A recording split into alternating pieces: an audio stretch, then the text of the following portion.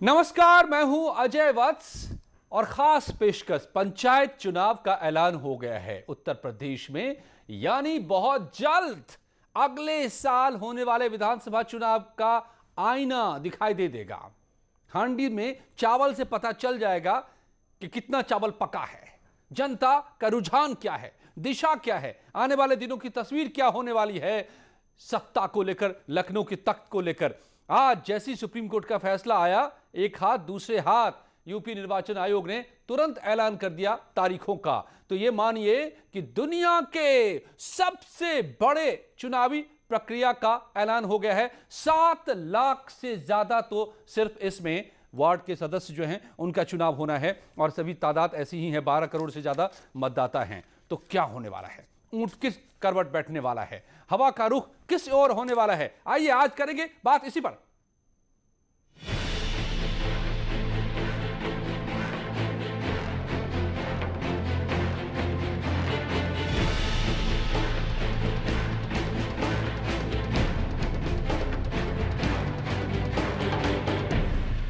UP में पंचायत चुनाव की तारीखों का ऐलान। 4 चरणों में कराए जाएंगे पंचायत चुनाव। 4 चरणों में ये चुनाव किए जाएंगे। 4 चरणों में इस बार ब्लॉकवार नहीं करके हम लोग चुनाव जनपदवार करेंगे।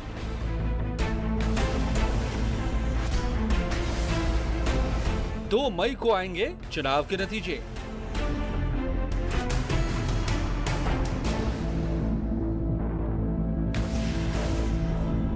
पंचायत चुनाव को लेकर बीजेपी ने कसी कमर। हमारे कार्यकर्ता भारतीय जनता पार्टी के, आप जानते हैं, बूथ स्तर पे हमेशा तैयार रहते हैं और तैयार है। और कोई भी चुनाव हो, किसी तरह का भी चुनाव हो, कार्यकर्ता हमेशा मजबूती से लगे रहते हैं और हर चुनाव जीत के आते हैं। ये भी चुनाव हम जीत के आएंगे। समाजवादी पार्टी ने किया जीत का दावा। क्योंकि भारतीय जनता पार्टी ने किसानों के साथ अन्याय किया है, युवकों के साथ अन्याय किया है, महिलाओं के साथ अन्याय किया है, कोई काम नहीं किया है, सिर्फ असली मुद्दों से ध्यान भटकाने की बात की है। इस बार भारतीय जनता पार्टी की हार होगी और समाजवादी पार्टी उत्तर प्रदेश के पंचायती इलेक्शन में अपना परचम लहराएगी।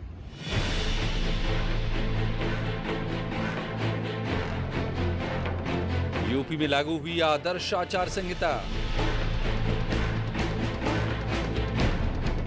हर गांव को मिलेगी नई सरकार।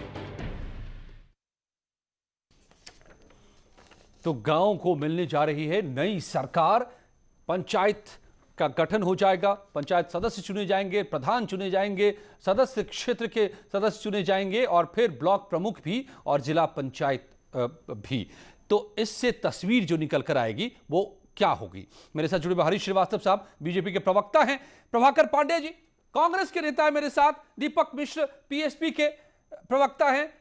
स्वागत है आप सभी का। मेरे साथ मोहम्मद शबाब हमारे संवाददाता लखनऊ से मेरे साथ जुड़े हुए हैं और निखिल अग्रवाल मेरठ से। पहले मैं एक बार तासीर तो समझ लूं कि इसके बाद हलचलें क्या है। शबाब, जैसे ही ऐलान हुआ सुप्रीम कोर्ट से, खारिज हुई याचिकाएं, दूसरे हाथ तैयार बैठा था निर्वाचन आयोग, तुरंत ऐलान हो गया, क्या हलचल?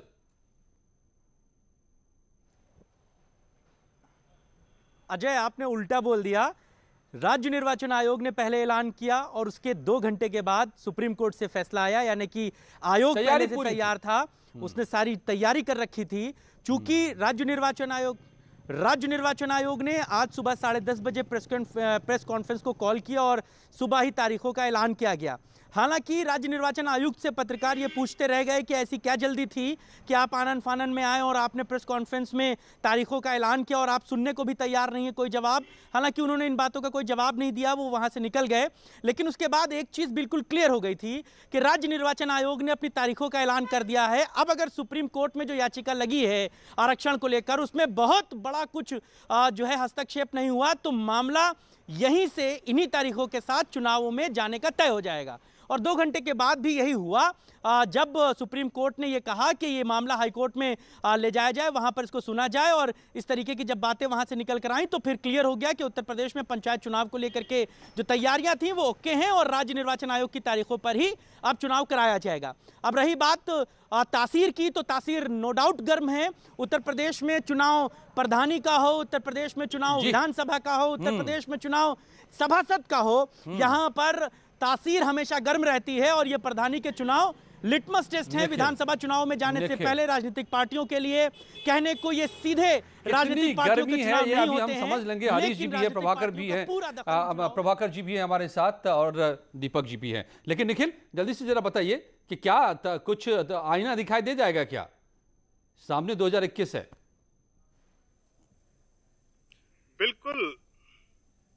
बिल्कुल आईना दिखाई दे जाएगा, क्योंकि राजनीतिक पारा गर्म हो चुका है। और जिस तरीके से यहां पर वेस्ट की अगर बात करें और मेरठ की बात करें, तो मेरठ में करीब 13.5 लाख मतदाता वोट करेंगे और गांव की सरकार चुनी जाएगी। ऐसे में अगर बात करें, मेरठ को तीसरे चरण में रखा गया और मेरठ की सीट भी सामान्य है, यानी हर किसी के लिए मौका है।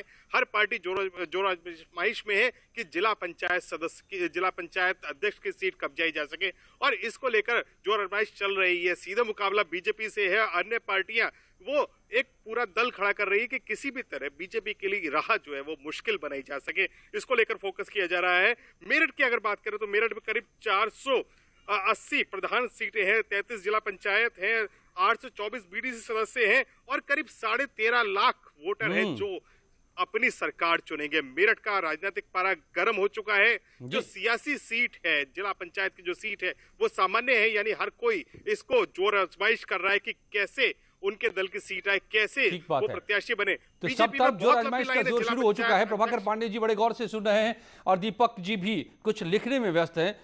हरीश जी तो सब गोटियां फिट करके बैठ गए हैं, लेकिन दीपक जी इस बार जो ये आरक्षण का जो चक्र बदला है, कईयों की सीटें बदल जाएंगी। अब तो जो सफाई में 42 साल से 1972 से अब तक बैठे थे दर्शन यादव जी, इस बार नहीं प्रधानी लड़ पाएंगे। ब्लॉक प्रमुख भी यहां पर बदल जाएंगे, तो बहुत कुछ बदलने वाला है।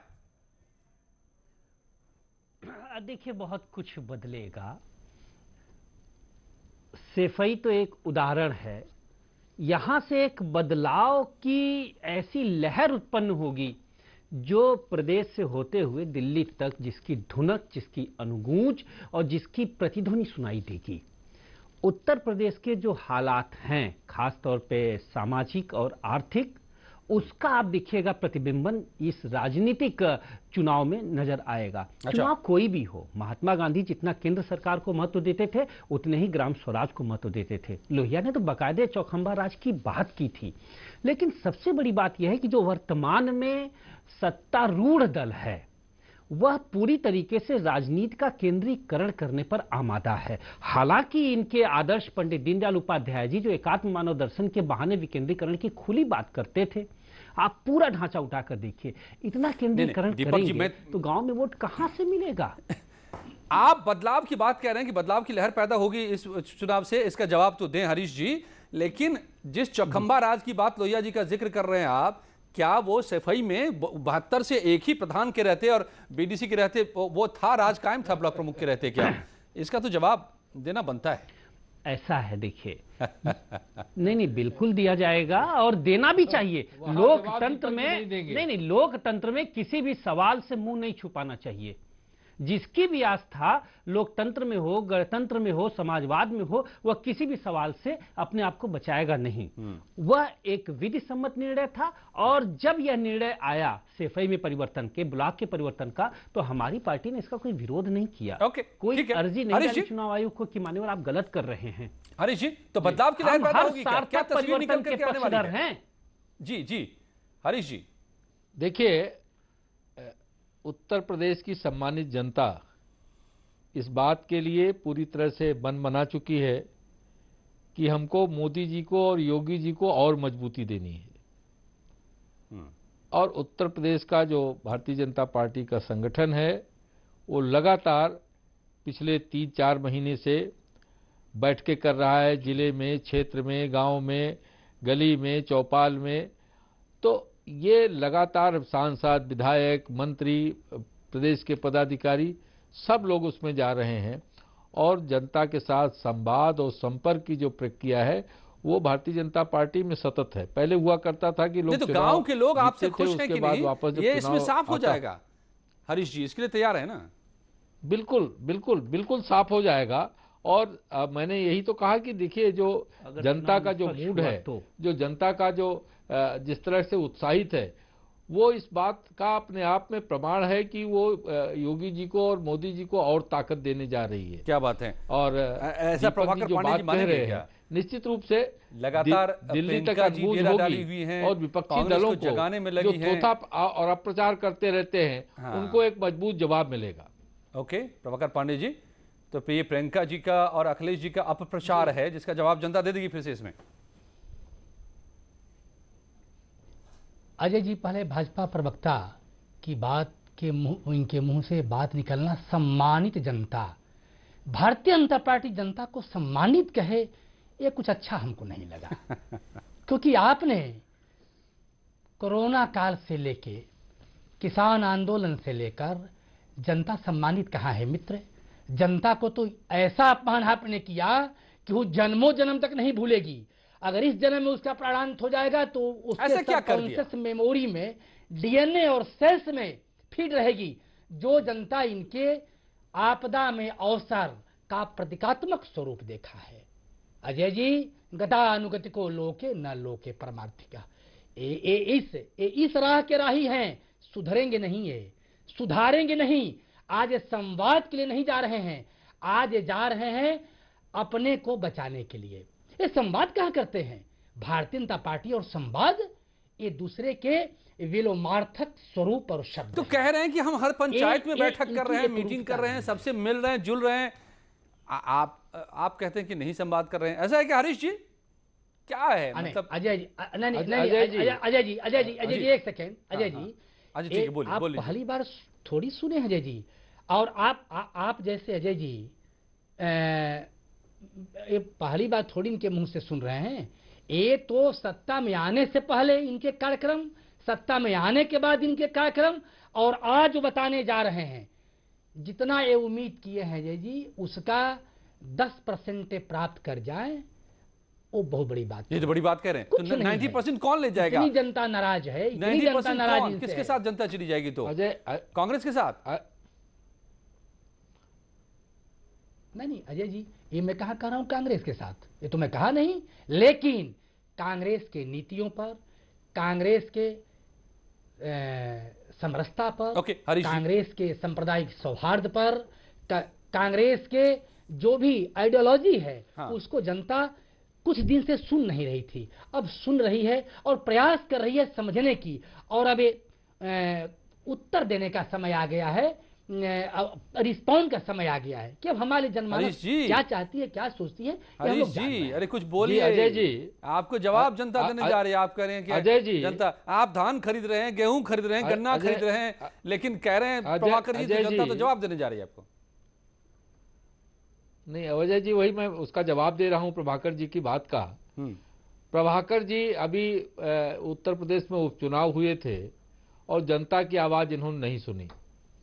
पश्चिम बंगाल में चुनाव होने जा रहे हैं, श्रीमान राहुल गांधी जी पश्चिम बंगाल छोड़ के चले गए, और इसलिए कि अगर ये जैसी बात कह रहे हैं उसमें किंचित मात्र 0.001% की बात चल रही थी पंचायत पर, तो राहुल गांधी जी चुनाव और राहुल गांधी पश्चिम बंगाल छोड़ के चले गए। ये बात समझ लें, और उत्तर प्रदेश की जनता ने फॉर्म पर अब सत्ता में भले आ गए, सत्ता में बहुत ऐसे लोग आए 2017 में भी, जब अखिलेश जी के साथ हुई आए थे मैदान में, तब भी उत्तर प्रदेश की सम्मानित जनता ने इनको जवाब दिया था, और फिर 2019 में भी इनको जवाब दिया, इनका लाभ अभी उपचुनाव में जवाब दिया राहुल गांधी को। लेकिन प्रभाकर जी को, इनकी पूरी पार्टी को जब मंडल मिश्र के जनता का जवाब सुनाई नहीं पड़ रहा है। अरे जनता का आवाज, जनता का जो इनको उत्तर दे रही है, वो इनको सुनाई नहीं पड़ता। रागमाला को और अब प्रचार की जो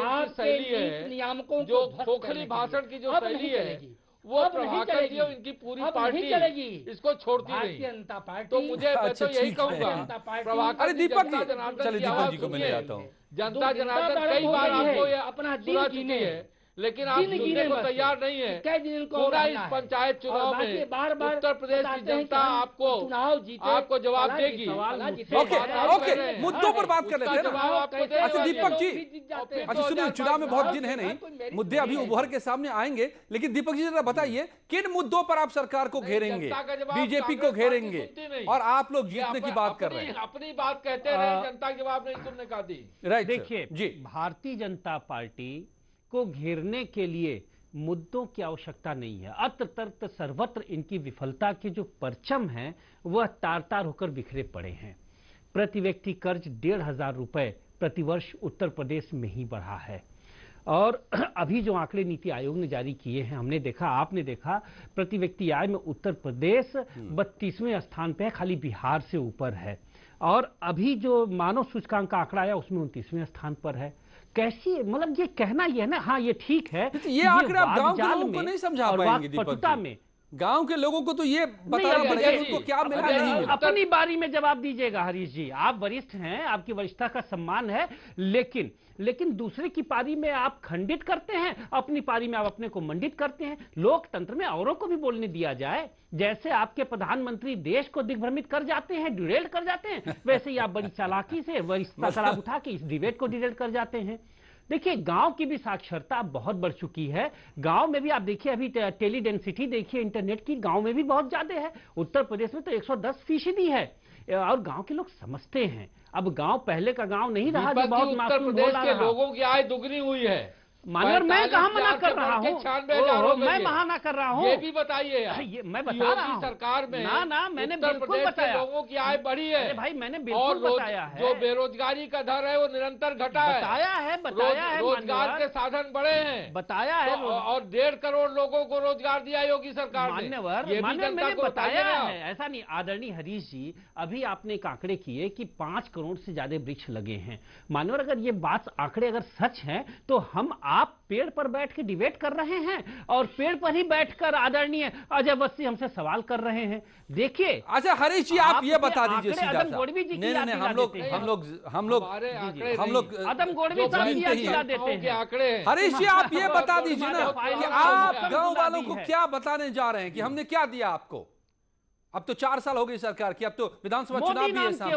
क्या बताएंगे? जो जहां गांव के लोग अंधेरे में रहते थे वहां बिजली पहुंचाई, सड़कें पहुंचाई, शौचालय पहुंचाया, गरीबों को मकान दिया, गांव सड़कें बनाई, विद्यालयों का जो विद्यालय थे उसका कायाकल्प किया, तो गांवों के लिए किसानों के उपज की खरीद की, खाद पहुंचाई।